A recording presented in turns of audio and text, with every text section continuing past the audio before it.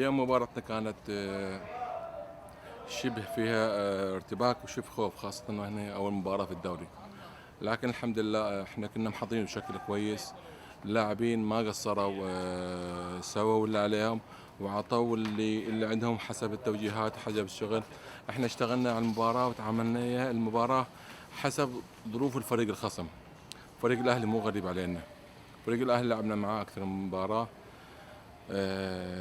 وعندنا تسجيل إليه المباراة اللي طافت، واحنا كل مباراة نسجلها على اساس ندرسها ونشوف الامور.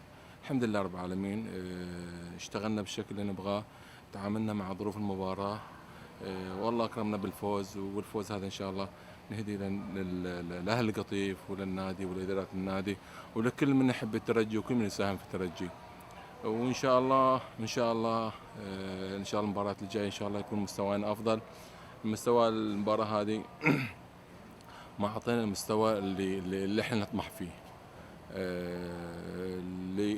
لأسباب واجد. الغيابات اللي عندنا، لأن الفريق ما انتظم إلا قبل المباراة بيومين بس.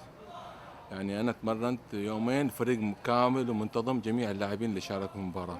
إضافة لذلك احنا اليوم استعنا ب3 لعيبة ناشئين ما شاركوا ويانا ولا تمرين، لكن توجيهات اعطيناهم، بعض الحاجات خفيفه. والحمد لله رب العالمين، الله اكرمنا بالفوز. وان شاء الله المباريات الجايه ان شاء الله نقدم مستوى افضل من هذا، شيء يليق بطموحنا وطموح اهل القطيف كلها ونادي الترجي. وان شاء الله يوفقنا ان شاء الله هالسنه ان شاء الله نحصد احد المراكز ال3 بتوفيق رب العالمين. ونتمنى دعاكم يعني ان شاء الله. شكرا لك. السلام عليكم، يعطيكم العافيه. الحمد لله اليوم الشباب بيضوها ولعبهم كان رجولي والحمد لله.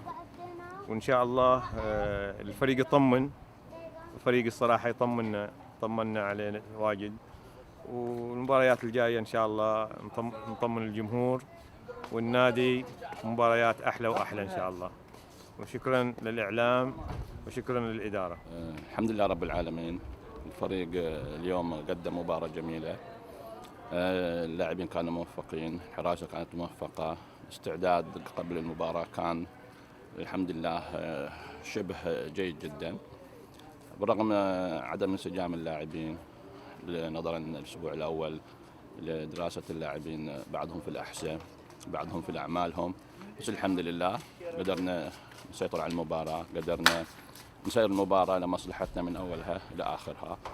هذا الفوز إلى جماهيرنا الحبيبة، إلى إدارتنا الحبيبة، إلى الراعي الرسمي مؤسسة كفير للأسماك، وشكرا للجميع وشكرا لجميع من ساهم في هذا الفوز. شكرا جزيلا.